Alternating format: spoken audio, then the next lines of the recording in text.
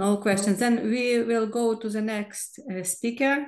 The next our speaker is young, but at the same time very experienced scientist. She brought new forces and modern insight to development of vacuum ultraviolet time-resolved luminescence spectroscopy beamline and DESY, and will deliver us a talk about this. Yevheniia Smortsova. Wow, thank you a lot. Are you hearing me well? Oh, good. Yes, yes. Thank you. Thank you a lot for the invitation and for kind introduction. Indeed, I work at Vacuum Ultraviolet Time Resolved Luminescence beamline. I'm doing a postdoc there, and I'm working under the supervision of Dr. Alexey Kotlov, in a team with our beamline engineer, Alexander Kataev, and of course with Oksana, who was working with us as a visiting scientist and will hopefully come back. We are waiting for you to come back. So today I will, after a short introduction, you have heard already talks about DESY and its light sources, so I will not stop a lot there. I will give a general information about the beamline and show its construction scheme and the possibilities, what information you can get at this beamline for your materials, and which materials are suitable for this beamline. And at the end, I will stop fast at some projects of the in-house research that is conducted currently at the instrument. So as far as you know, DESY is a big science center in Hamburg in the north of Germany. And here we have heard some presentations about the European XFEL already that starts at the DESY campus. Also, we have other light sources like Petra 3, like Dr. Hloskovsky told, free electron laser flash. Our beamline is situated at Petra 3 synchrotron. It is a third generation synchrotron that operates at 6 giga electron volt energy, and its 25 beamlines are organized in 3 experimental halls. So Ada Jonat, Max von Laue, and Paul Ewald.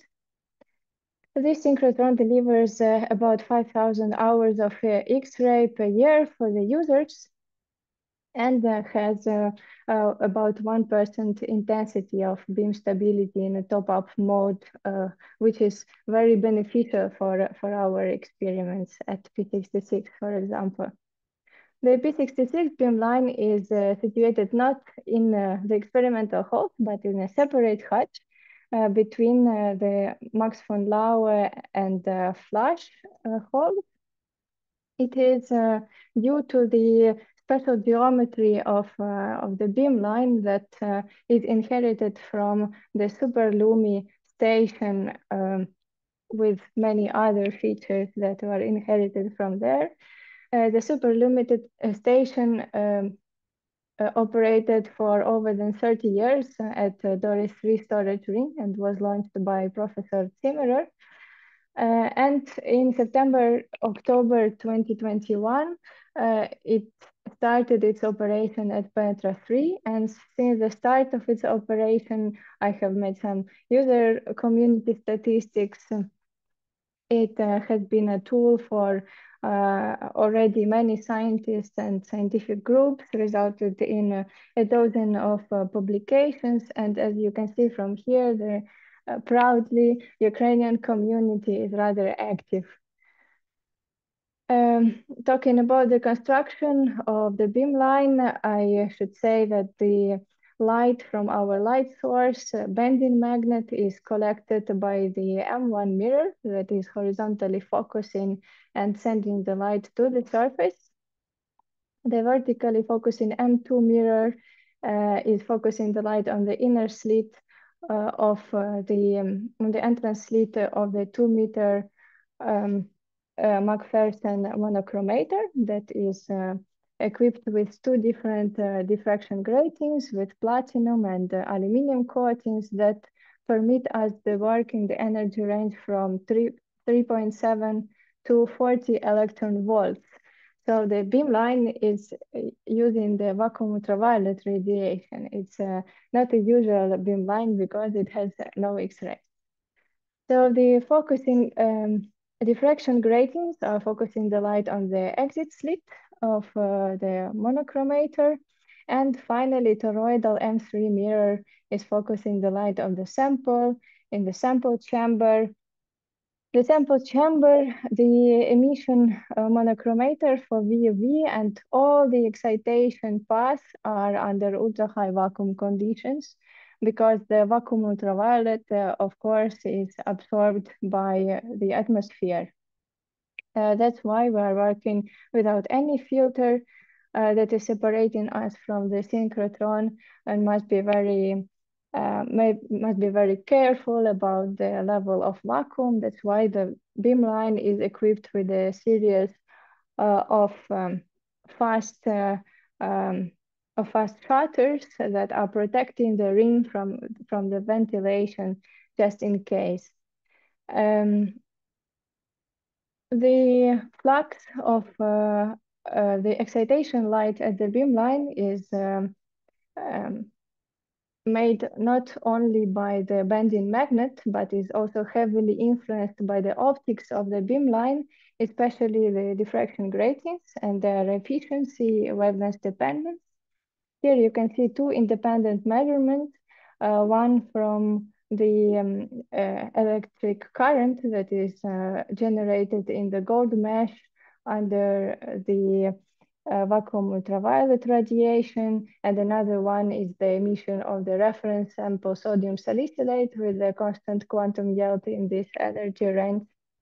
You can see that the two diffraction gratings provide the wavelength range starting from 30 to 330 nanometer with the maxima at around 60 and 160 nanometer for platinum and aluminum coated diffraction gratings respectively. As you can notice from the energy range and from the fact that we work under the ultra-high vacuum, the beamline accepts solid samples, crystals, glasses, ceramics, powders that we stuck in the in the copper cuvettes.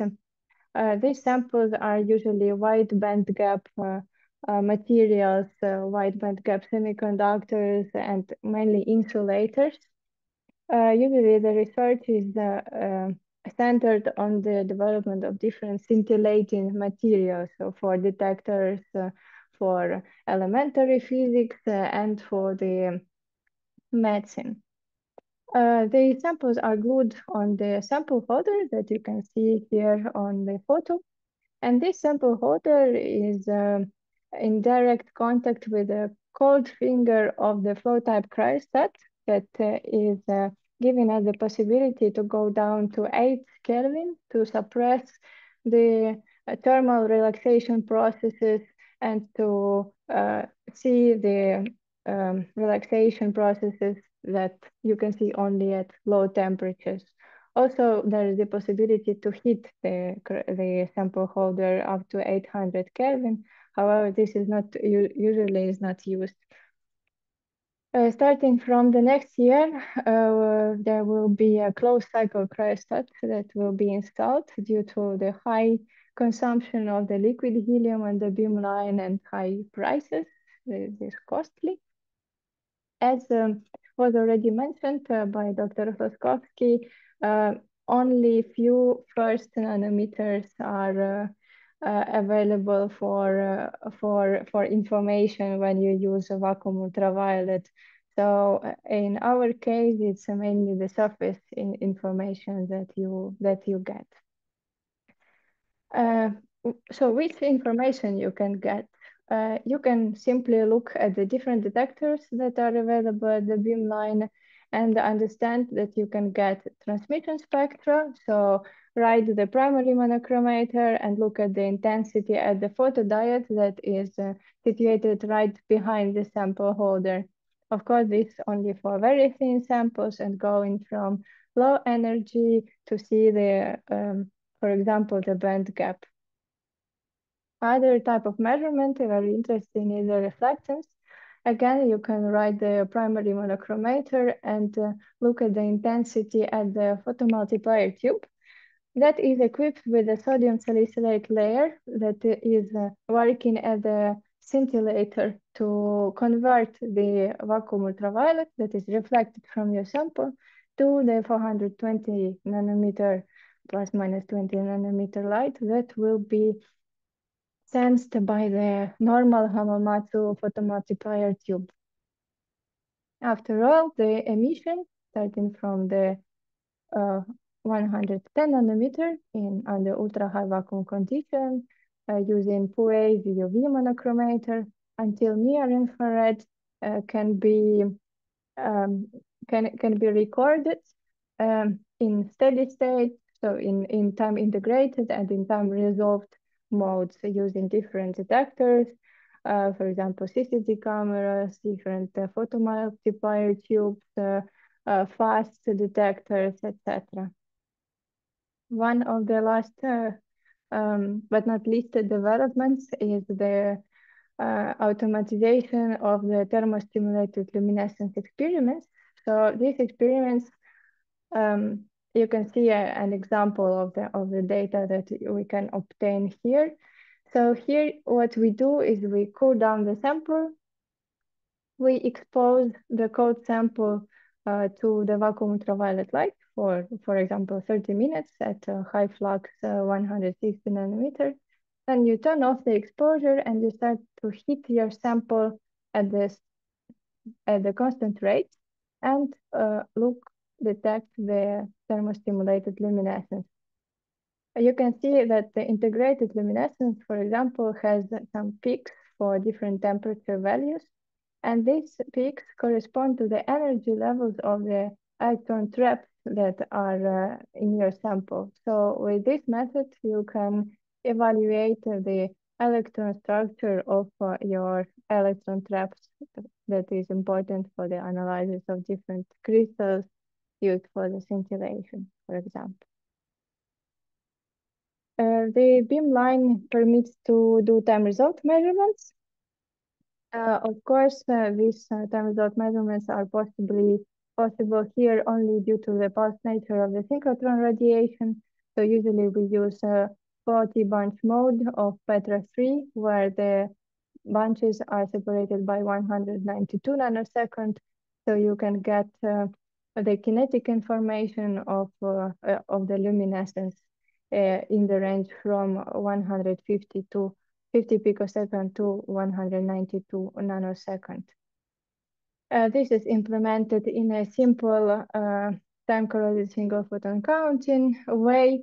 I'm sure that you are very good acquainted with this method, which is recording a single photon, and the probability of to record this single photon is proportional to the intensity of the emission. And by recording the time and the single photons and accumulating and continuing this process again and again, you can construct the histograms, and its shape will resemble the shape of the luminescence intensity decay. In our case, you need a fast detector. It's not a gating or stroboscopic technique like they use at XFES, but here you heavily depend on the speed of your detector and the quality of your electronics. Of course, with our fastest detector, microchannel plate photomultiplier tube for Hamamatsu, we can go down to the full width half maximum of 143 picosecond. And this is not that bad, knowing that the full width half maximum of the light pulse of Petra 3 is about 100 picosecond. Here you can see the full revolution of the synchrotron ring in its 40 bunch mode.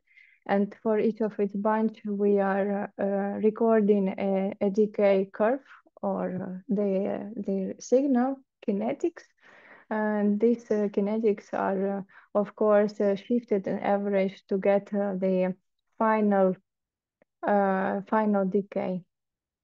Here you can see an example, the instrument response function for one of our flow detectors with about 900 picosecond full width half maximum, and the decay of the sodium salicylate.